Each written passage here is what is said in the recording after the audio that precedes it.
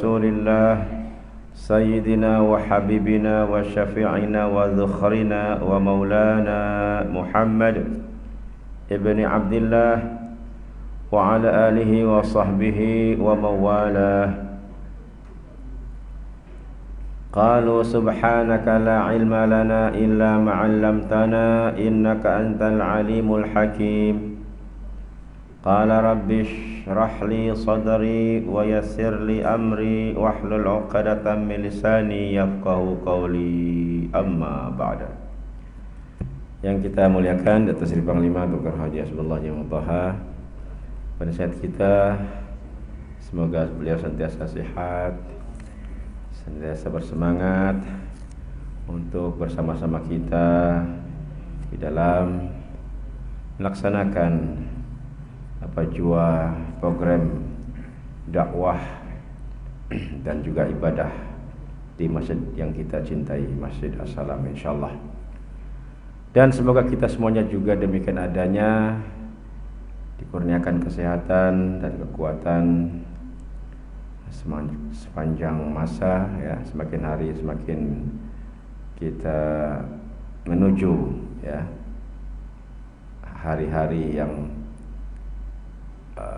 penghabisan lah, ya, dalam hidup kita ini, ya, semakin lama kita semakin menghampiri masa yang hanya Allah SWT tentukan. InsyaAllah kita dapat mengisi, memenuhi masa hidup yang Allah kurniakan kepada kita dengan sebaik-baiknya. Dan malam ini saya ingin menyampaikanlah salam Malaysia lah, hari Malaysia, ya, hari Malaysia. Hari ini 16 September.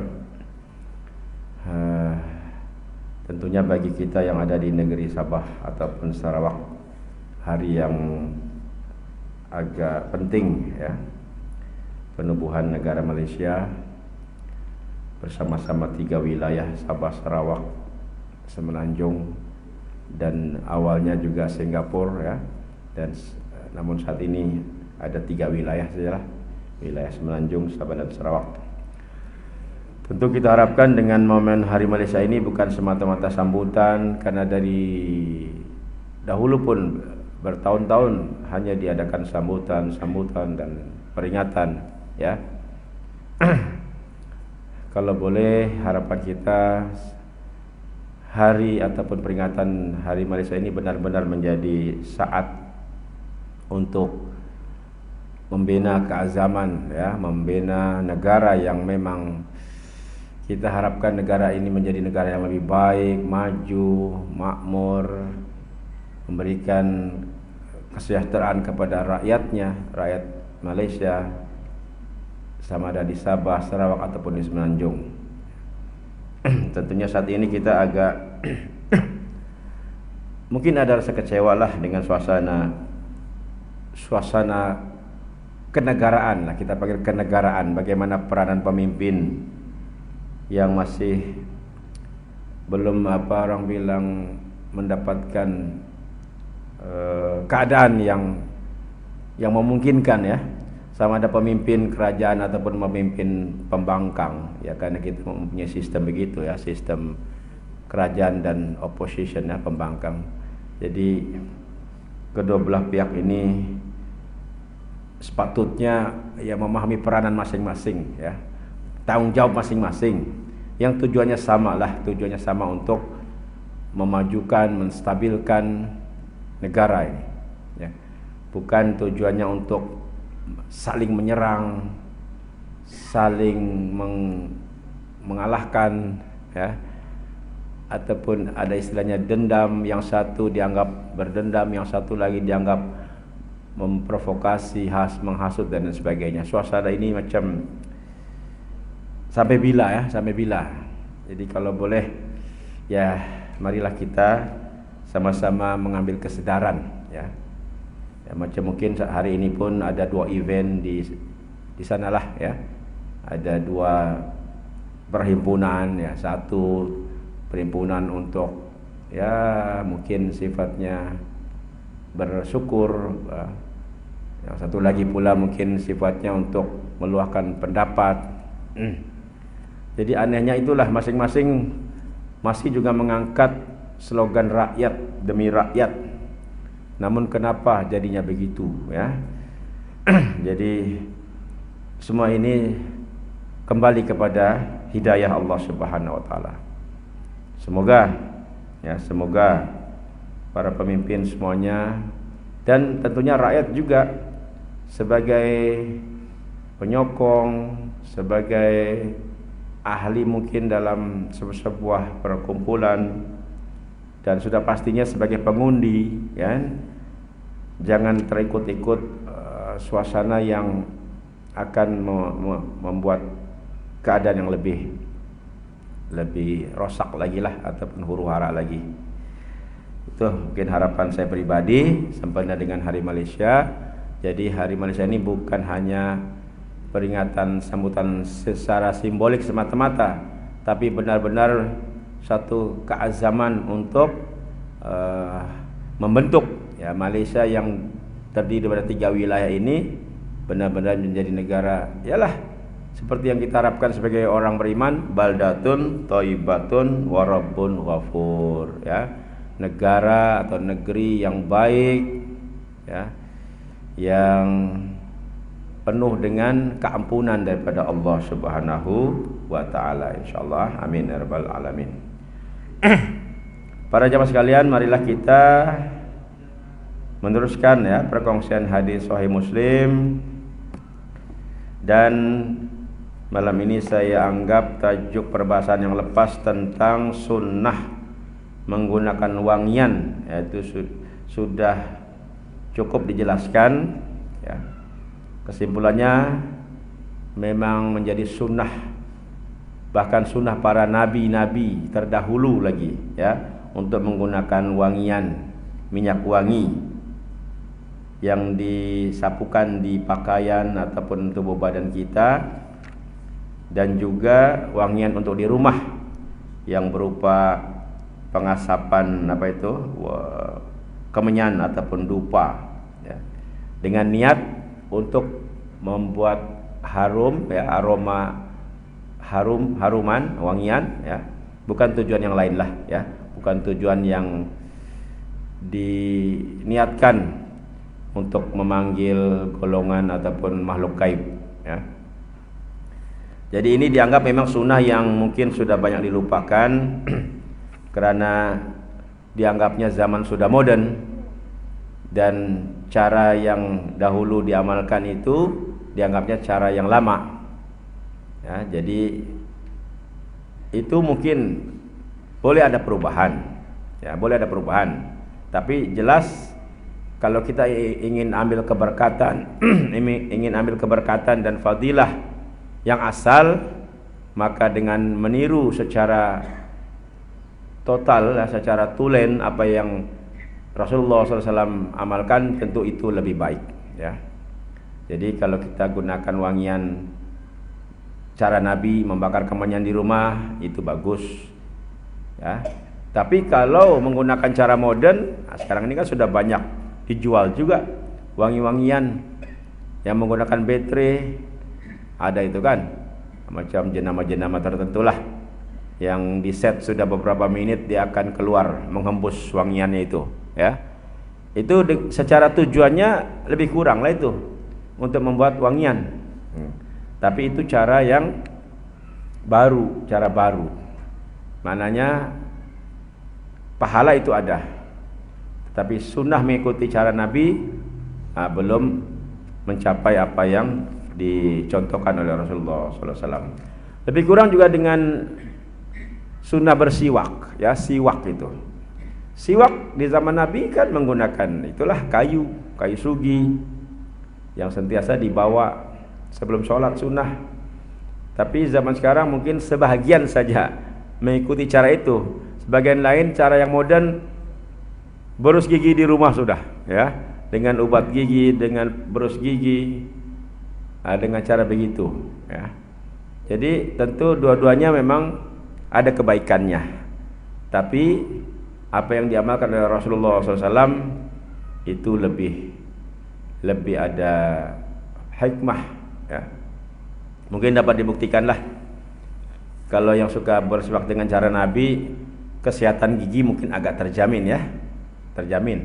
Ya mungkinlah secara penelitian nih. Mungkin tidak mengalami kerusakan gigi, tidak ada yang dicabut gigi.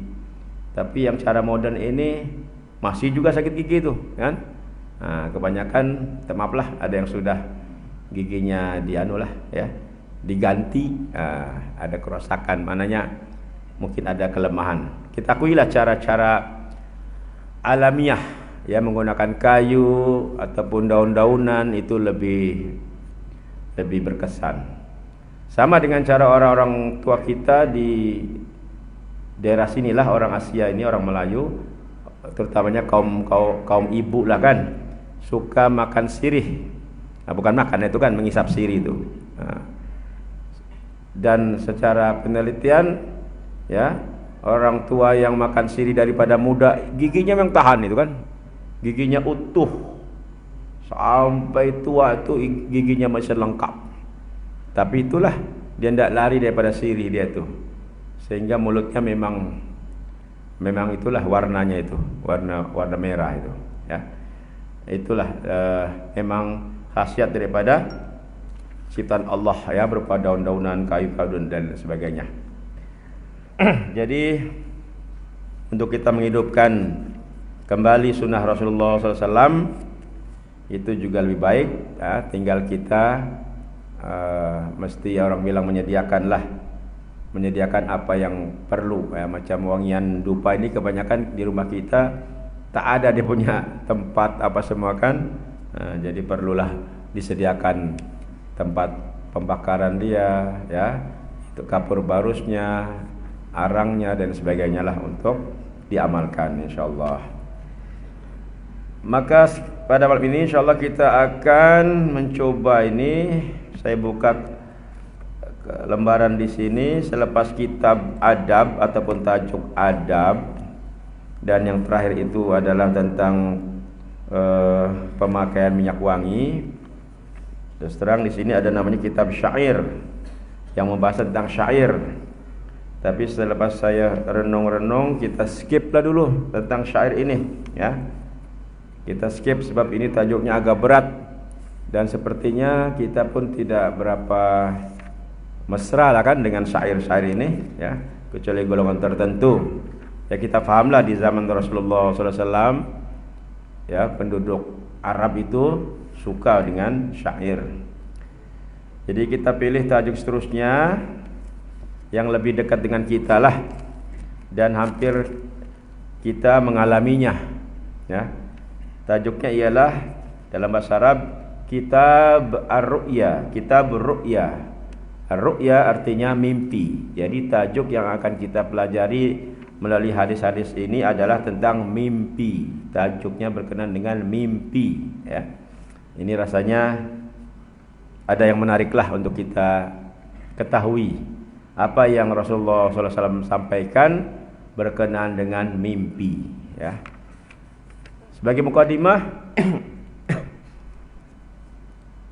perkara mimpi ini memang macam sudah lumrah lah kan, sudah menjadi bagian daripada manusia ini. Saya tidak pastilah haiwan, adakah haiwan bermimpi ya? Nah, macam ayam ada mimpi kah tidak itu? Saya tidak tahu, tidak ada maklumat ini. Tapi manusia memang selalu ataupun pernah mimpi. Sehingga zaman dahulu pun, orang-orang zaman dahulu pun, termasuklah para nabi, bahkan para raja juga bermimpi. Nah, maknanya mimpi ini kita tidak boleh anggap macam tiada makna. Tiada makna. Ada satu kumpulan ataupun aliran dalam yalah orang Islam jugalah yang menganggap mimpi itu tidak boleh dijadikan apa-apa hukum. Mimpi itu hanya mainan tidur sajalah. Nah, itu pendapat mereka lah itu kan. Tapi hakikatnya dalam sejarah wahyu ya, wahyu Allah kepada para nabi yang ada dalam Al-Qur'an pun banyak menceritakan tentang mimpi kan. Contohnya yang paling besar, kisah mimpi siapa? Nabi Ibrahim alaihissalam ya, yang bermimpi menyembelih anaknya, dan ternyata itu menjadi dalil adanya perintah Allah SWT kepada Nabi Ibrahim sajalah untuk menyembelih anaknya Ismail melalui mimpi. Sampai mimpi itu dialami 2 kali. Ya, yang pertama itu dipanggil tarwiyah. Nah, tarwiyah itu akhirnya ada puasa sunnah tarwiyah. Yang keduanya Arafah. Nah, Arafah itu mimpi yang kedua itu. Adanya keyakinan. Nabi Ibrahim yakin bahwa mimpinya itu adalah satu perintah. Maka dilaksanakanlah perintah itu yang Allah turunkan melalui mimpi. Jadi ternyata mimpi itu menjadi suatu fenomena yang besar. Boleh kita kan gara-gara Nabi Ibrahim bermimpi menyembelih anak, maka sekarang menjadi syariat ibadah kurban. Bukan juga syariat menyembelih anak lah kan. Nah, karena akhirnya penyembelihan asalnya arahan menyembelih anak itu ternyata digantikan dengan penyembelihan haiwan. Kisah mimpi apa lagi dalam Al-Quran itu yang terkenal? Yang paling terkenal, yang paling hebat mimpinya Nabi Yusuf alaihissalam. Dan Nabi Yusuf alaihissalam ketika mimpi belum jadi nabi, masih budak kecil. Bayangkan budak kecil Allah berikan mimpi, yang mimpi itu juga menjadi fenomena akhirnya, menjadi suatu peristiwa yang besar. Macam mana Yusuf masih kecil baru mimpi, yaitu dia menyaksikan matahari, bulan dan 11 bintang. Jelas di depan mata dia itu.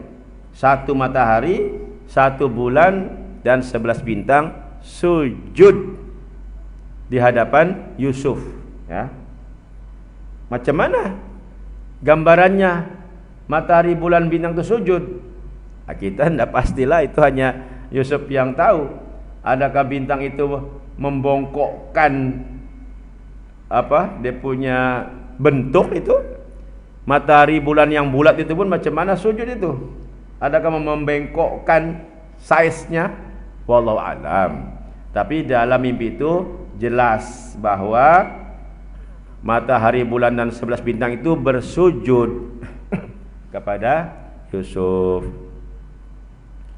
Lalu ketika disampaikan kepada ayahandanya Nabi Yakub, dan Nabi Yakub ini tentunya seorang yang dekat dengan Allah, maka senang memahaminya, dapat memahaminya bahwa itu adalah mimpi daripada Allah, mimpi yang baik, mimpi itu kurniaan Allah, mimpi yang betul-betul Allah berikan kepada anaknya Yusuf. Tapi Nabi Yakub tidak pun mengatakan mimpi itu artinya ini tidak. Ya, Nabi Yakub itu cukup mengetahuinya bahwa itu adalah mimpi yang baik daripada Allah Subhanahu wa taala. Maka Nabi Yakub melarang anaknya Yusuf daripada menceritakan mimpinya kepada saudara-saudara yang lain. Sebab dikhawatir saudara-saudaranya mungkin mengetahui makna mimpi itu, lalu akan timbul rasa iri hati, rasa benci, dan boleh jadi akan dicelakakan lah, akan dicederakan lah, ataupun akan dibunuh, ya, boleh jadi. Jadi Nabi Yakub berpesan supaya tidak menceritakan mimpi itu, dan memang Yusuf tidak menceritakannya, dan Nabi Yakub pun tidak menceritakan. Jadi hanya antara anak dan bapak, sehinggalah nanti dikatakan 40 tahun jaraknya daripada mimpi itu akhirnya menjadi kenyataan. Kenyataannya bukanlah matahari, bulan, bintang itu bersujud betul-betul kan. Nah, itu hanya dia punya simbol, ya, simbolik, ataupun takwilannya nanti ada, ya, yaitu bapak dan ibu Yusuf alaihissalam serta saudara-saudara yang 11 menghormati Yusuf. Ketika itu nanti menghormati Yusuf dengan seolah-olah sujud, ya, tapi sujud bukan menyembah. Sujud maknanya mensyukurilah, ya, mensyukuri keadaan ketika itu di mana keluarga Yakub sudah terselamat daripada kelaparan, ya, daripada bencana kelaparan ketika itu, dan yang paling hebat juga, Yakub bertemu semula dengan Yusuf, anaknya yang paling disayangi, setelah bertahun-tahun dianggap sudah hilang ataupun sudah mungkin dibunuh gitu kan. Nah, ternyata masih hidup dan berjumpa. Maka semuanya ataupun bapak, ibu dan anak saudara-saudara ini bersujud kepada bukan bersujud menyembah Yusuf, tapi bersujud di hadapan Yusuf itu. Dan kata Yusuf, inilah takwil mimpi. Inilah takwil mimpi yang 40 tahun yang dulu ya menjadi kenyataan.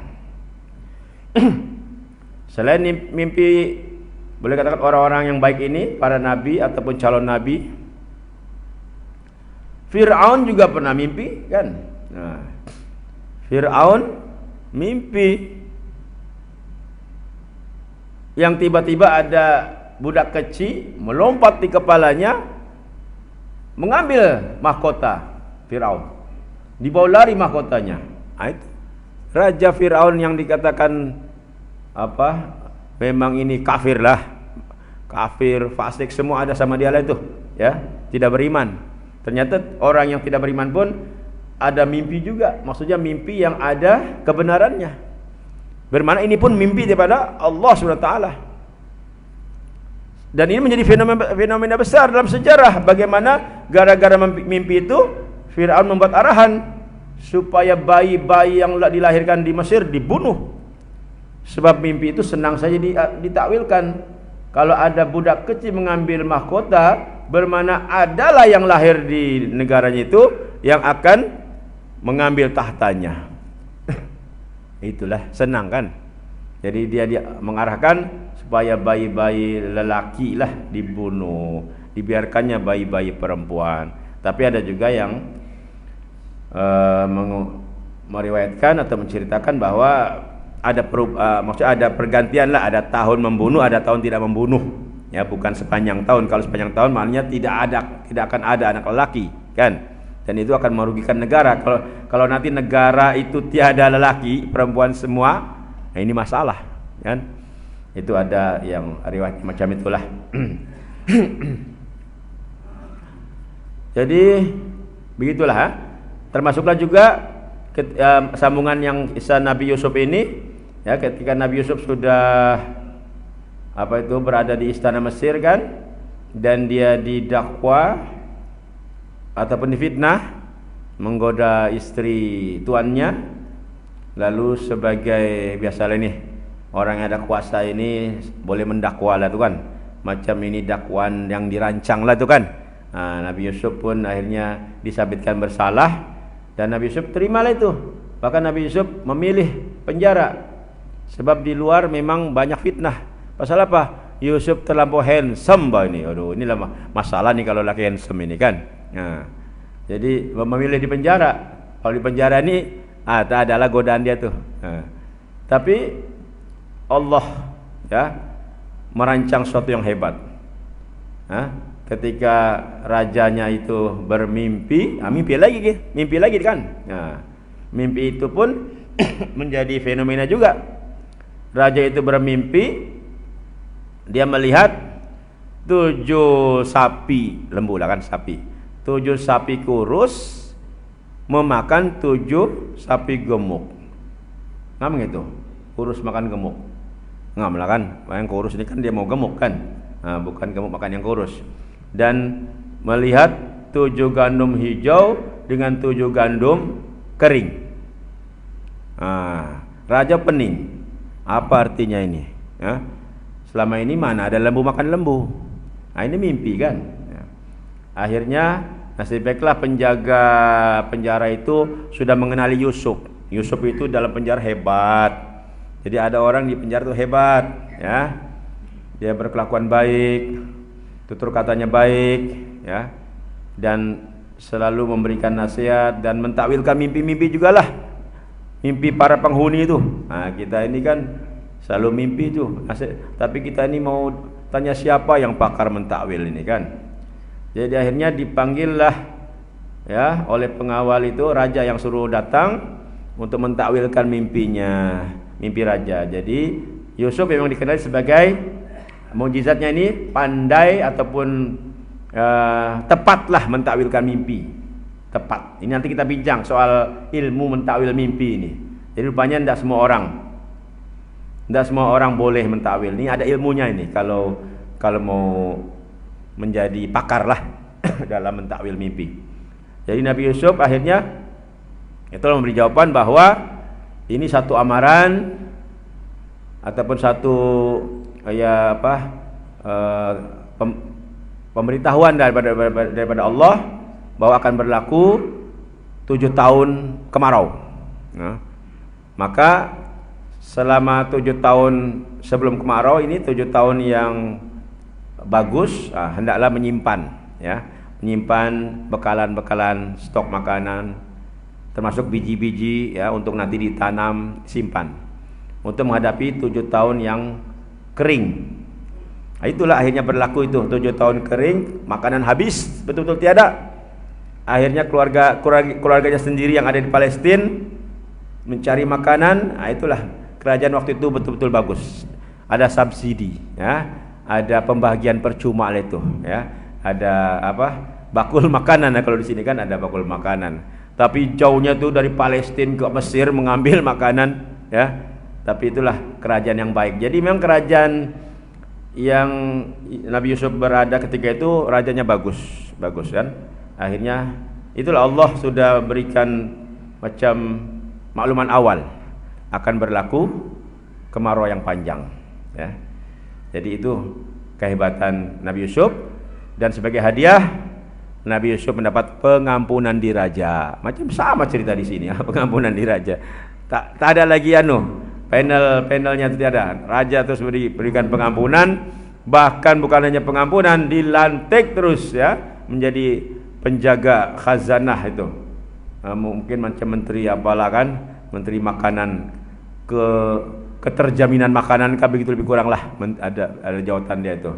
Dan dengan amanahnya betul-betul ketika saat berlakunya kemarau, Yusuf sebagai menteri hal ehwal makanan itu, yang betul-betul mencari rakyat yang memerlukan.